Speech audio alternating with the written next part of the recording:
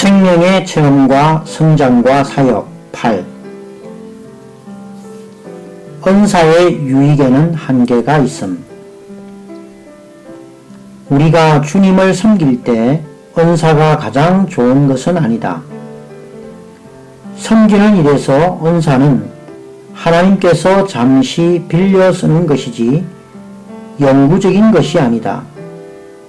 예를 들어 한 지방의 형제 자매들 대부분이 구원받은 지 겨우 2-3년 된 형제 자매들이었고, 몇몇 사람은 구원받은 연수가 비교적 길었지만 영적인 인식에서는 그리 깊지 않았다. 주님께서 그들 모두를 일으키시어 함께 모이도록 인도하셨는데 집회에서 메시지를 전할 사람이 필요했다. 그래서 갈망이 있는 몇몇 형제들이 주님께 주님, 당신께서 우리들 가운데 사람을 일으켜 말하게 하소서라고 기도했다. 이 기도를 주님께서 들으시기나 하신 것처럼 한 형제가 일어나서 말씀을 전했다. 처음에 말씀을 전할 때는 그럭저럭 나쁘지가 않았다. 두 번째 말씀을 전할 때는 좀 더 모습을 갖추었고, 세 번째로 말씀을 전할 때도 아무런 문제가 없었다. 모든 사람은 그 형제의 메시지를 듣고는 기뻐했고, 하나님께서 그 형제를 말씀을 전하는 사람으로 세우셨다고 생각했다. 이것은 하나님께서 그 교회 가운데에 메시지를 전할 수 있는 한 가지 은사를 일으키신 것이다. 이 형제는 이때부터 성경을 더 많이 읽고 영적인 서적들을 반복하여 읽으며 깊이 묵상하는 것을 배웠다. 그 결과 그 형제가 메시지를 전하기만 하면 많은 사람들이 감동을 받았다. 그는 주님을 사랑하는 것에 대한 말씀과 처리를 받는 것과 십자가의 길을 가는 것이 무엇인지에 대한 말씀과 그리스도께서 우리 안에 사시고 우리가 주님 안에 사는 것과 같은 말씀을 모두 전할 수 있었다. 바울이 오늘 그들에게 와서 말씀을 전한다고 할지라도 그 형제보다 더 잘 전할 수 있을지 모르겠다.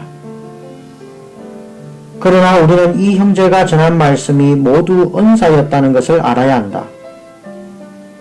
그는 십자가의 파쇄와 주님 안에서 사는 것을 알기는 알았지만 실은 지식적으로만 알았다. 그 자신에게 십자가의 파쇄가 있는지 또한 실제로 주님 안에 살고 있는지는 여전히 의문이다.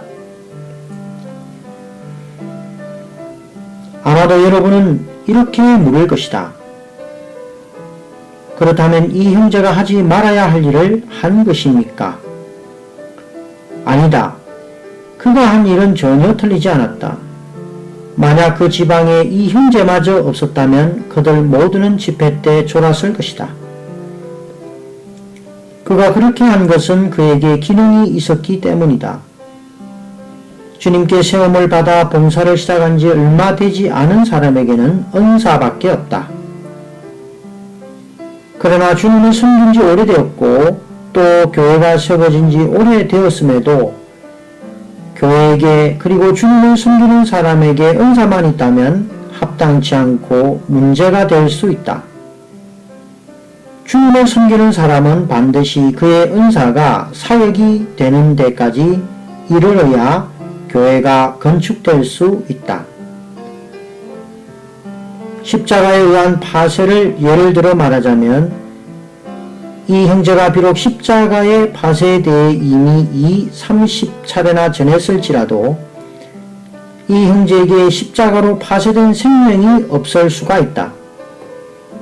곧 십자가의 파쇄와 관련된 말씀이 그의 말하는 은사를 통해 전해줄 수는 있지만 십자가로 파쇄된 생명이 이 말씀을 전한 그에게 없을 수가 있다. 이것은 사흘 동안 기도한다고 얻을 수 있는 것이 아니다. 기도를 통해 은사를 얻을 수는 있지만 기도만 가지고는 사역으로 조성될 수 없다. 은사는 사역이 되어야 함. 이 문제가 사역으로 조성되려면 반드시 그가 십자가의 파쇄의 빛을 본 그날부터 그가 본 빛에 굴복하여 십자가의 파쇄를 받아들여야 한다. 그러한 파쇄 아래 있을 때 어느 날 그는 십자가로 파쇄된 사람, 곧 십자가에 파쇄하는 생명이 그의 안에 조성된 사람이 된다. 그럴 때 십자가의 파쇄는 그에게 단지 한편의 메시지, 하나의 교리, 하나의 의조가 아니라 십자가가 그의 조성과 생명, 곧 그의 존재가 되는 것이다. 교회는 은사도 필요하고 또한 사역도 필요하다. 여러분은 교회가 세워진 지 2년 만에 사역이 산출되기를 기대하지만 5년이나 10년, 심지어 20년이 더 필요할지도 모른다. 만약 어떤 형제가 하나님의 성령과 생명이 그의 존재에 일하시도록 허락해 드린다면 성령은 십자가의 파쇄가 그 안에 조성되게 하실 수 있다. 그런데 어느 날 이 형제가 십자가의 파쇄에 대하여 말할 때 성경을 읽거나 참고 서적을 볼 필요도 없이 그의 존재가 바로 십자가의 파쇄 자체일 것이다. 8년이나 10년 동안 성령께서 그 안에서 일하시고 조성시키셨다면 십자가의 파쇄는 그의 입에서 나오는 메시지일 뿐만 아니라 바로 그 사람의 존재가 될 것이다.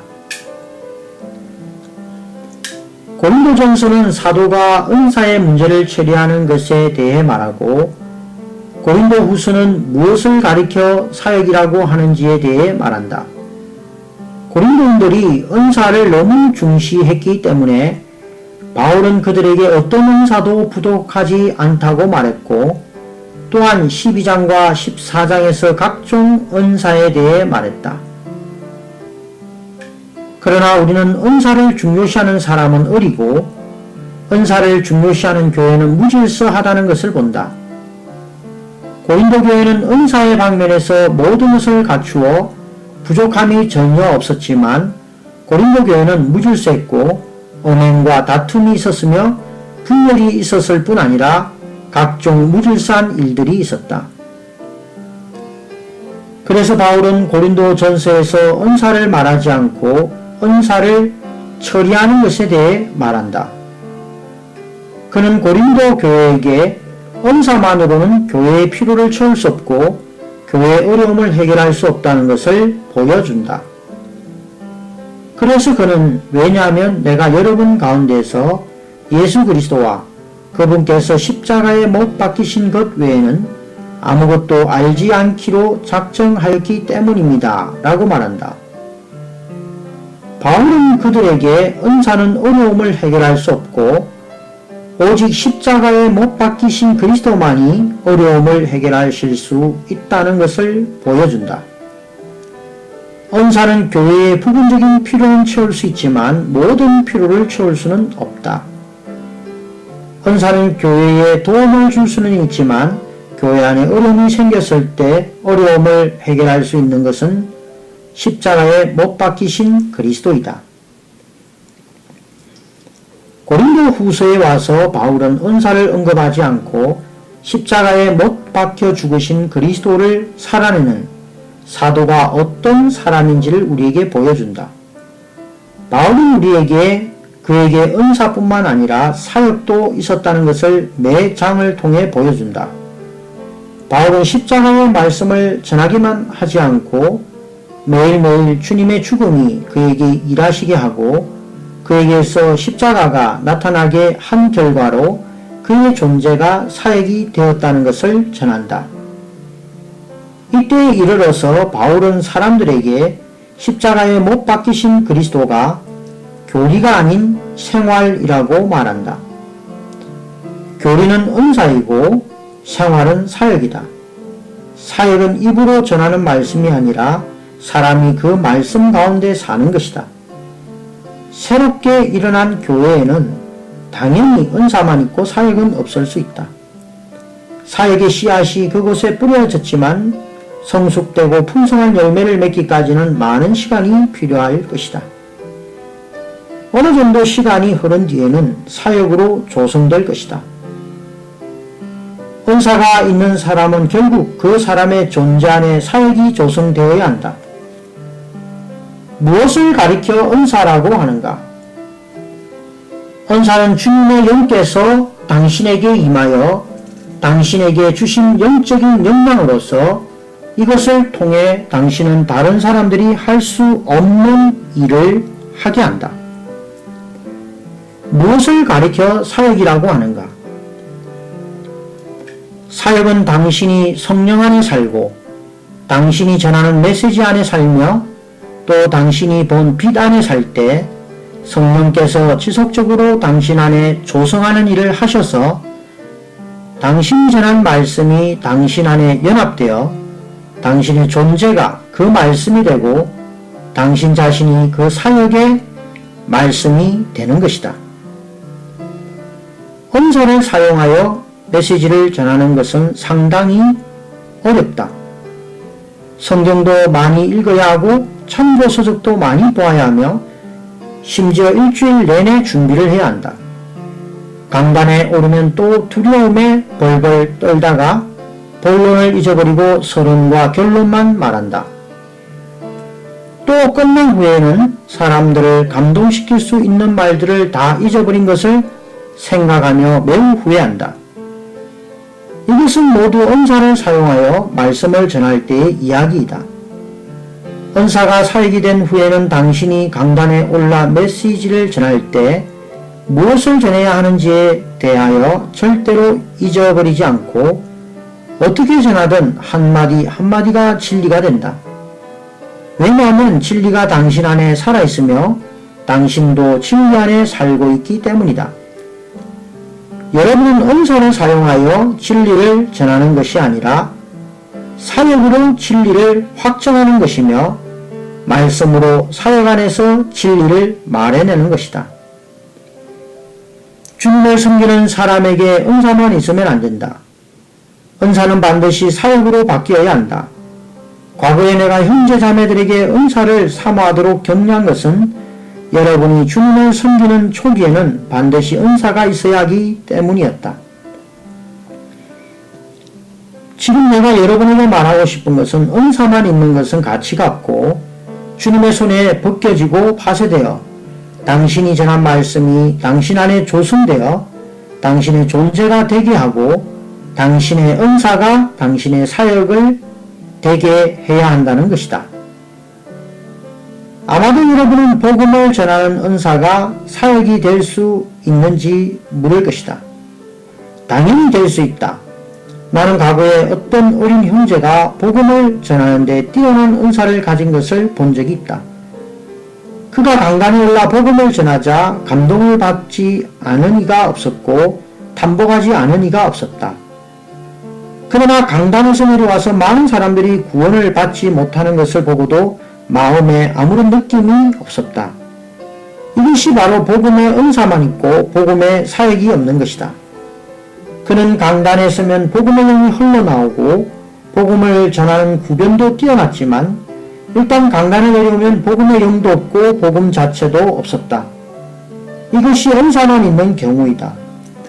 과거에 나는 서양에서 온 선교사를 본 적이 있는데 그녀는 푸조오에서 10여 년을 살다가 노년을 상하이에서 보냈다. 당신이 그녀를 보기만 할 때는 그녀가 복음 방면에서 얼마나 은사 있는 사람인지 느낄 수가 없었다.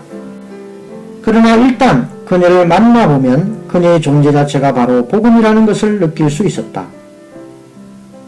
그녀는 60년 동안 복음으로 조성되어 그녀의 존재가 복음의 사역이 되었다. 그녀는 단지 복음 메시지를 전할 필요가 없이 복음을 전할 수 있었다. 그녀는 확실히 복음을 전하는 역량이 있었고 복음지를 나누어 주기만 해도 그녀에게 진실한 복음의 영이 있었기 때문에 감동을 받지 않는 사람이 없었다. 복음은 그녀에게 살기 될 정도로 그녀 안으로 조성되었다. 외국어를 배우는 것을 예로 들면 나는 유년 시절부터 지금까지 줄곧 영어를 공부했지만 구변이 좋지 않아서인지 말할 때 엉망이다. 그렇지만 내가 중국어를 말할 때에는 어려움이 전혀 없다. 그렇다면 내가 중국어를 말하는 것은 은사인가 아니면 사역인가? 사역이다. 왜냐하면 내가 생각할 필요 없이 바로 중국어를 말할 수 있는 것은 중국어가 내 안에 조성되어 이미 내 존재가 되었기 때문이다. 하지만 영어로 말씀을 전해야 할 때면 나는 정말 나의 모든 지력을 총동원하여 참고 서적들을 보며 열심히 준비해야 된다. 이것이 은사이다. 나에게 중국어는 사역이고 영어는 다만 은사이다. 따라서 은사는 여러분이 평상시에 당신 안에 조성된 것이 아니라 임시로 가져다가 사용하는 것에 불과하다. 사역은 평상시에 당신의 존재에 어떠함으로써 당신이 사역이고 사역이 곧 당신인 것이다. 고린도후서 3장 9절은 그 사역에는 영광이 있다고 말한다.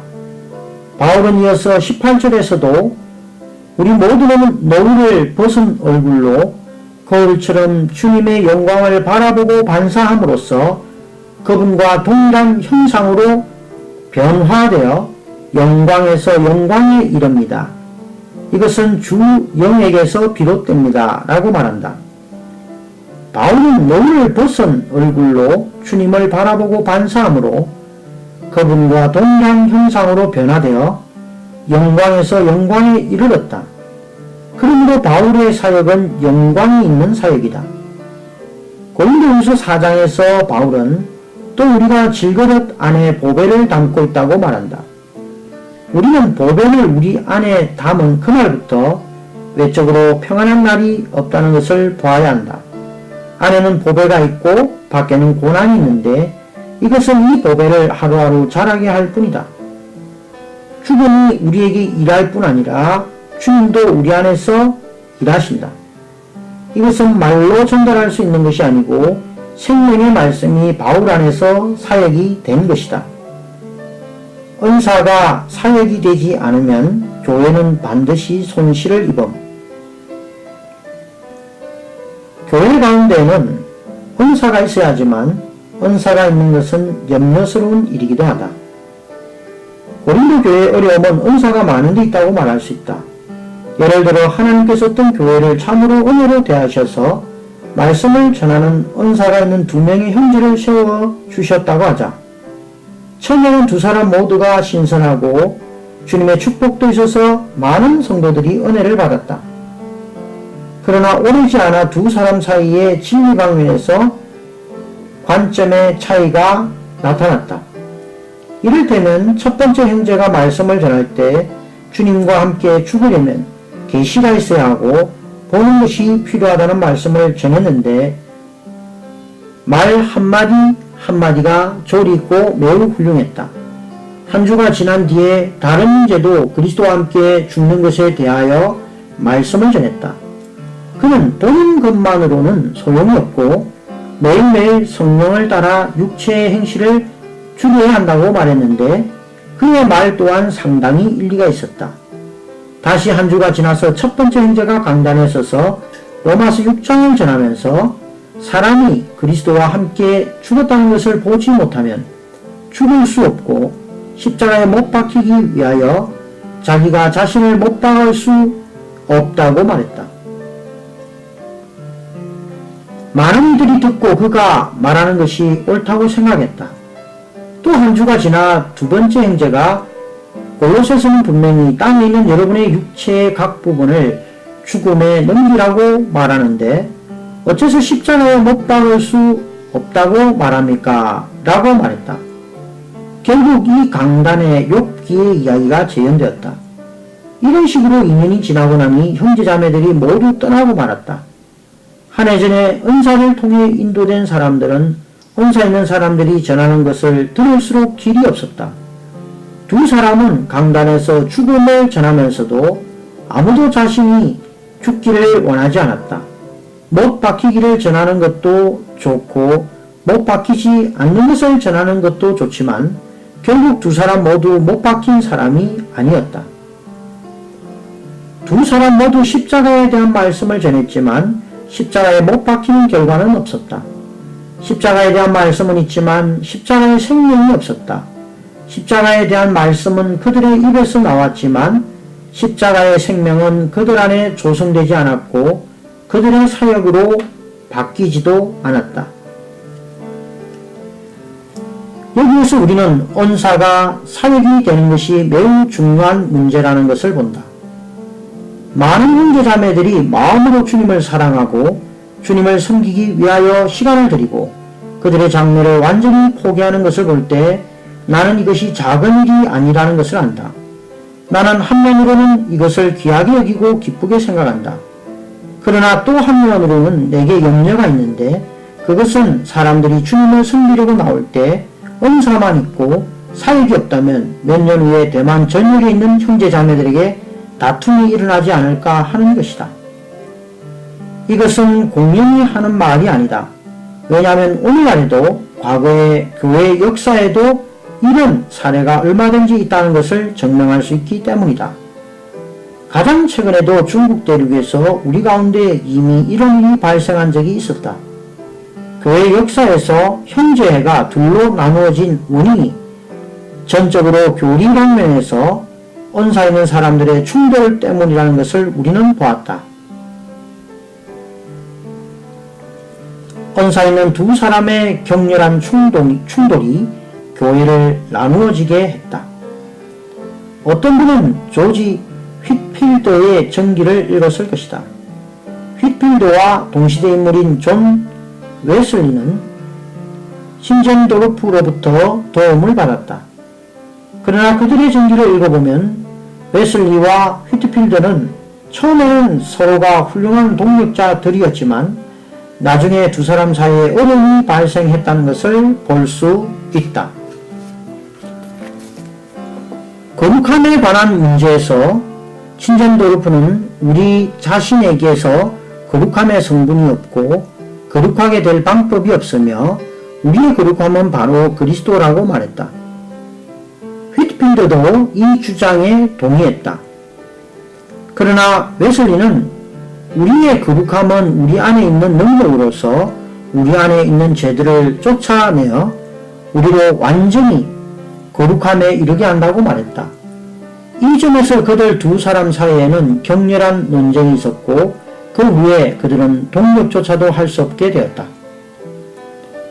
그러므로 무엇을 가리켜 은사가 사역이 된다고 하는지를 보지 못한다면 장래에 틀림없이 당신이 말하는 만큼 변론도 일어날 것이다. 많은 변론은 교리에 지나지 않기 때문에 여러분이 그 안에 살다 보면 변론할 가치가 있는 것이 없다는 것을 볼 것이다. 예인 것은 예라고 말하고 아닌 것은 아니라고 말하면 될 뿐 변론할 필요가 없다. 교회의 책임자들은 변론하고 싶어하는 사람들을 만나면 그 사람에게 가서 변론해 보라고 말하기 바란다. 모든 변론에 반박할 필요는 없다. 변론을 없애는 길은 의견을 제시한 사람 자신이 직접 가서 변론에 포기하는 것이다. 은사가 필요한 시점은 처음 얼마 동안일 뿐이며 시간이 지난 후에는 유익이 없다. 은사가 사역이 되지 않은 상태에서 수명만 계속해서 연장된다면 오히려 교회에 해가 된다. 은사가 교회에 해가 되지 않으려면 반드시 사역으로 은사의 생명을 끝내야 한다.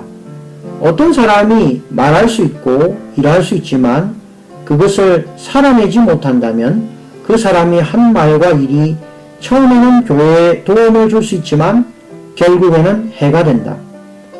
그 사람이 말하고 일한 후에 그가 말한 것과 일한 것이 생활로 바뀌지 못하고 그 사람 안에 조성되지 못하면 그 사람이 말하고 일한 것은 모두 교회의 어려움이 된다. 은사가 있는 모든 형제 자매들은 교회에 은사가 필요하지만 너무 오래 지속되어서는 안 되고 그 수명이 너무 길어서도 안 된다는 것을 보기 바란다. 은사는 누에와 같이 번데기가 되었다가 다시 나방이 되어야 한다. 은사는 속히 사역이 되어야 한다.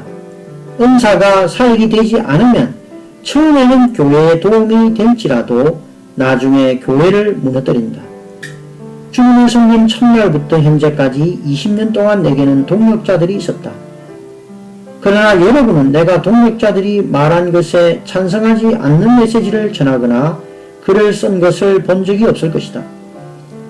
여러분에게 나에게 리 형제님, 진리에 대한 형제님의 견해가 20년 동안 모든 동역자와 항상 같았습니까? 라고 물을지도 모른다. 나의 대답은 이렇다. 절대로 그렇지 않습니다. 많은 부분에서 우리의 견해가 꼭 같지는 않았습니다. 그럼 왜 논쟁하지 않았는가? 왜냐하면 우리가 일치하지 않는 부분을 전하려고 할 때마다 매번 내 안에는 나를 가로막는 것이 있었기 때문이다. 여러분이 그것을 십자가라고 말해도 좋고 주님의 처리하심이라고 말해도 좋으며 성령의 다스림이라고 말해도 좋다. 이것은 내 안의 다툼을 죽이고 변함없이 동역자들과 함께 전진할 수 있게 한다. 그러므로 당신이 맹목적으로 은사를 의지해서 일한다면 그 결과는 매우 위험하다. 여러분은 극단적인 잘못에 빠졌으면서도 여전히 자신이 틀렸다고 생각하지 않을 수 있다. 은사를 사용할 수는 있지만 맹목적으로 그것을 의지하면 안 된다. 은사는 다만 어느 정도까지만 사용할 수 있을 뿐이다. 이후에는 사역으로 그것의 수명을 끝내야 한다.